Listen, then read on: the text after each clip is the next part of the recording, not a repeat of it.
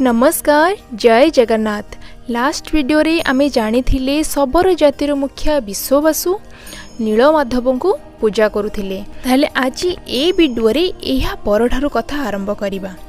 विश्ववसु नीलमाधव को सबुबेले पूजा करने को लगती हेले गोटे रहस्य कथा या भितर अच्छी जे शबर जातिर कौन लोक नीलमाधव को देखी नथिले कि पूजा करुनथिले, केवल विश्ववसु ही करुथिले, कारण तांकु ही वरदान मिलिथिला, तांकु ही ए सौभाग्य मिलिथिला। निजे गुप्त रूप रे जाइकी पूजा करुथिले, पहाड़र उच्च स्तर को जाइकी बहुत गुप्त रूप रे पूजा करुथिले। सही जगह को आ कौनसी व्यक्ति भी जाई पारु नथिले।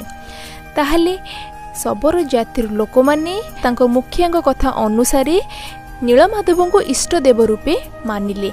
ताले सही समय रे मध्य भारत रे इंद्रद्युम्न नामक राजा रहुथिले। से समय रे राजती करुथिले। बहुत ही धर्मपरायण दयालु थिले।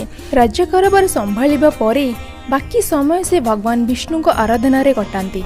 जेहेतु प्रत्येक दिन इंद्रद्युम्न राजा भगवान का नाम गीत उच्चारण करुथिले, भगवान को स्मरण करुथिले, भगवान कृष्ण को दर्शन पाई मध्य अभिलाष रखुथिले। कथारे अच्छी स्वच्छ मन रे जदि भक्ति भाव रखी कौन सी इच्छा भगवान पाखे प्रकट करिथाउ ना, ताहले सारा संसार ताकू पछे न मानु भगवान स्वयं निजे से काम कराई दियंती, से इच्छा को से पूरा कराई दियंती। सेथिपाई कि कुहा जाय ना भक्ति रे बहुत शक्ति थाए। सेही परी जेहेतु इंद्रद्युम्न सबबेले भगवान को दर्शन पाई कि अभिलाष थाए, सेथिपाई स्वयं भगवान विष्णु मध्य गोटे लीला रचिथिले। से लीला कौन थिला चलंतु जानिबा। दिने राजा सोईथिबा समय रे स्वयं भगवान विष्णु तांको दर्शन देइथिले और कहिथिले कलिंग पुरी रु अनति दूर रे मोर एही परी गोटे पवित्र वस्तु अछि जोटा मोर उपस्थितिर आभास दउछि। एबे समय आसी जाइछि सारा जगत को एही वस्तु एही सुंदर पवित्र वस्तु विषय जानिबा पाई कि माने मोर एक स्वरूप एही कलिजुग रे आविर्भाव होबो आउ सेही स्वरूप को सारा जगत दर्शन करिबा समय आसी जाइछि।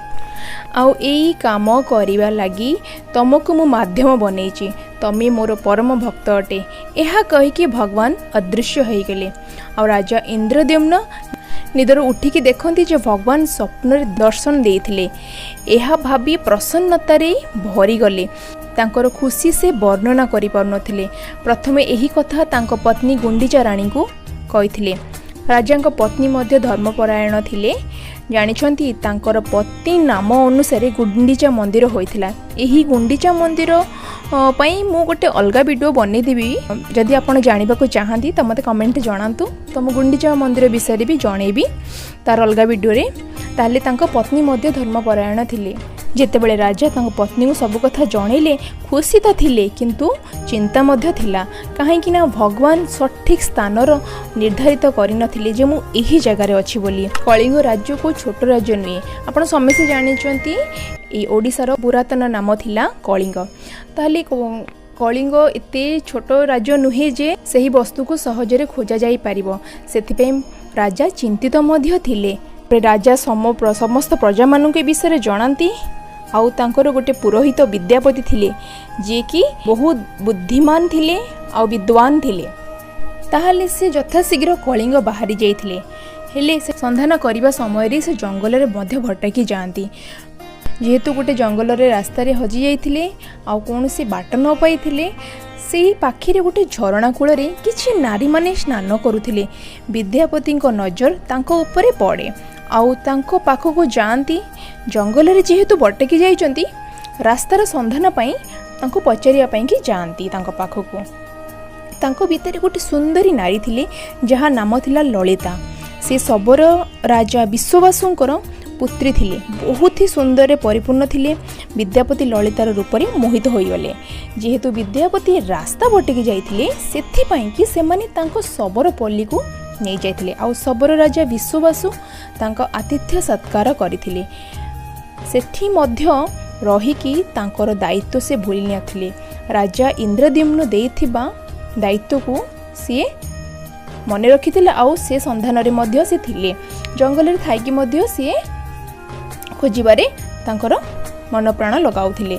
ललिता को भी मने मने प्रेम करी बसिथिले। ଆଉ ବିବାହ ବି ମଧ୍ୟ କରିଥିଲେ। ଯେତେବେଳେ ଶବର ପଲ୍ଲୀରେ ରହିଲେ ଜାଣିବାକୁ ପାଇଲେ ଲଳିତାଙ୍କ ପିତା ବିଶ୍ୱବସୁ ସୂର୍ଯ୍ୟ ଉଦୟ ପୂର୍ବରୁ ଉଠିକି ନିତ୍ୟକର୍ମ ସାରିକି କୁଆଡ଼େ ଯାଉଛନ୍ତି। ଏହା ଜାଣିବା ପାଇଁକି ସେ ଲଳିତାଙ୍କୁ ପଚାରିଲେ। ଲଳିତା କହିଲେ, ପର୍ବତ ଉପର ଗୁମ୍ଫାରେ ଆମ ଇଷ୍ଟ ଦେବତା ଅଛନ୍ତି, ଯାହାଙ୍କ ନାମ ନୀଳମାଧବ, ଆଉ ସେ ବିଷ୍ଣୁଙ୍କର ଏକ ରୂପ ଅଟେ। ଏହା ଶୁଣି ବିଦ୍ୟାପତି ଜାଣିଗଲେ ଯେଉଁ ବସ୍ତୁର ସନ୍ଧାନ ପାଇଁ ଆସିଛନ୍ତି ସେହି ବସ୍ତୁ ହେଇପାରେ। ଏହାପରେ ସେ ବିଶ୍ୱବାସୁଙ୍କୁ କହିଲେ, ତମ ଇଷ୍ଟ ଦେବଙ୍କର ଦର୍ଶନ କରିବାକୁ ମୋର ଇଚ୍ଛା ହେଉଛି। ହେଲେ ବିଶ୍ୱବାସୁ ମନା କରିଥିଲେ, କହିଲେ ନାଇଁ, ମୋତେ ଆଦେଶ ହେଇଛି ଗୁପ୍ତ ରୂପରେ ପୂଜା କରିବା ପାଇଁକି କେହି ଯେମିତି ଏ ସ୍ଥାନର ସନ୍ଧାନ କରି ନପାରନ୍ତି। ଏହା ଶୁଣି ବିଦ୍ୟାପତି ମନ ଦୁଃଖ କଲେ, ବହୁତ ଚେଷ୍ଟା କଲେ କହିବା ପାଇଁକି ଏହାପରେ ବି, କିନ୍ତୁ ବିଶ୍ୱବାସୁ ଶୁଣି ନଥିଲେ।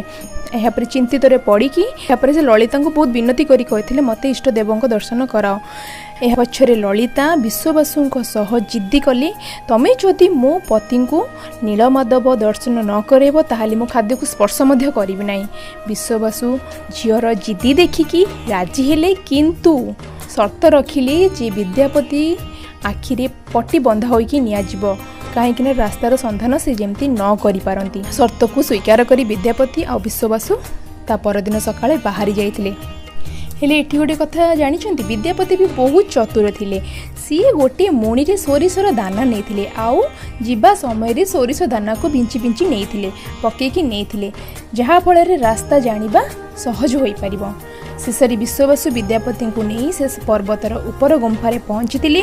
ଗୁମ୍ଫା ଭିତରେ ଆଖି ପଟି ଖୋଲିକି ଦେଖାନ୍ତି ତ ବିଦ୍ୟାପତି ଏତେ ସୁନ୍ଦର ଅଲୌକିକ ଦୃଶ୍ୟ ଦେଖିକି ସିଏ ଭକ୍ତି ଭାବରେ ବୁଡ଼ିଗଲେ। ଏହାପରେ ବିଦ୍ୟାପତିଙ୍କର ପୁଣି ଆଖି ପଟି ବନ୍ଧା ହୋଇକି ସେ ଫେରି ଆସିଥିଲେ ସେ ଗୁମ୍ଫାରୁ। ଶେଷରେ କିଛି ଦିନ ବିତିଯାଏ, ସେହି ସୋରିଷ ଫୁଲ ଧରିବାକୁ ଲାଗେ। ଗୋଟିଏ ଦିନ ସକାଳୁ ବିଦ୍ୟାପତି ସେହି ସୋରିଷ ଫୁଲକୁ ଦୃଷ୍ଟିରେ ରଖି ଆଗକୁ ବଢ଼ିବାର ଲାଗିଲେ। ଶେଷରେ ଗୁମ୍ଫାରେ ପହଞ୍ଚି ନୀଳମାଧବଙ୍କୁ ନେଇକି କଳିଙ୍ଗ ଛାଡ଼ି ତାଙ୍କ ରାଜ୍ୟ ଅବନ୍ତୀକୁ ପଳାଇଥିଲେ। ସେଠି ପହଞ୍ଚନ୍ତି ଆଉ ରାଜା ଇନ୍ଦ୍ରଦ୍ୟୁମ୍ନକୁ ସବୁ କାହାଣୀ କୁହନ୍ତି।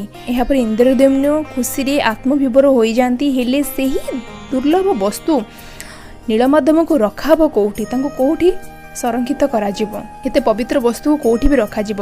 ହେଲେ ଭଗବାନଙ୍କର ଲୀଳା ହିଁ କିଛି ଅଲଗା। ତାହେଲେ ସେ ଲୀଳା କ'ଣ ଥିଲା ଆମେ ଆଗାମୀ ଭିଡ଼ିଓରେ ଜାଣିବା। ସେ ପର୍ଯ୍ୟନ୍ତ ରହୁଛି, ନମସ୍କାର।